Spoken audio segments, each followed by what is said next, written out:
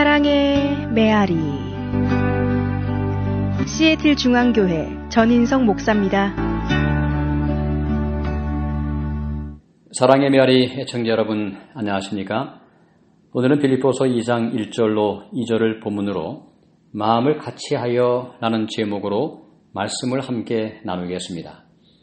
바울은 마음을 같이하여 같은 사랑을 가지고 뜻을 합하여 한 마음을 품으라고 권면하고 있습니다. 신앙은 하나님과 개인적인 관계지만 동시에 교회라고 하는 공동체 안에서 함께 한 마음을 나누며 이 땅에서 천국을 연습하는 것이 하나님의 뜻입니다. 개인적인 영성을 위해서 개인적으로 말씀을 읽고 하나님께 홀로 조용한 골방에서 기도하는 시간이 절대적으로 필요합니다. 하나님과 친밀하게 사귀어 가는 것이지요. 그러므로 신앙의 연수가 늘어가면서 응답받은 기도의 경험과 함께 하나님의 선하신 사랑과 인도하심에 대한 많은 간증이 있는 것이 정상적인 그리스도인의 삶의 모습이 되겠습니다.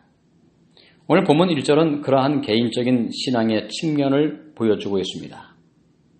그러므로 그리스도 안에 무슨 권면이나 사랑에 무슨 위로나 성령에 무슨 교제나 긍휼이나 자비가 있거든. 그리스도 안에서 우리는 하나님의 권면을 듣습니다.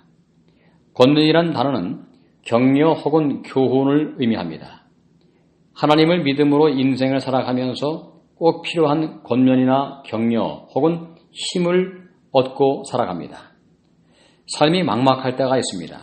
그때 하나님은 우리에게 말씀을 통하여 격려하시고 성령을 통하여 위로함을 주십니다.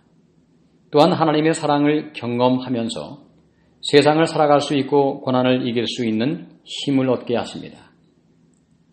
십자가의 사랑을 통해서 내가 얼마나 가치가 있는 존재인지를 기억하며 살아갈 수 있습니다. 하나님께서 우리를 긍휼히 여겨주심도 경험하고 하나님의 자비도 경험하며 살아갑니다. 너무 막막하고 희망이 없다고 느낄 때 하나님과 골방에서 말씀을 보며 기도할 때 새로운 힘과 위로와 긍휼을 경험하고 새롭게 일어서기로 결심한 적이 한두 번이 아닙니다. 이 모든 것은 신앙의 개인적인 차원일 수 있습니다. 이러한 사람들이 어떻게 공동체의 삶을 살아가야 할까요? 가정과 교회와 혹은 우리가 속한 직장과 지역 사회라는 공동체에서 어떻게 살아가야 할까요? 그것은 한 마음을 품는 것입니다. 마음을 같이 하는 것입니다.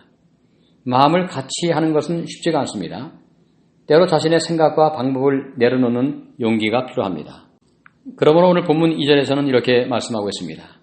마음을 같이하여 같은 사랑을 가지고 뜻을 합하여 한 마음을 품으라. 한 마음을 품으라고 말씀합니다. 반드시 내 생각을 관철시키려는 시도를 멈춰야 합니다.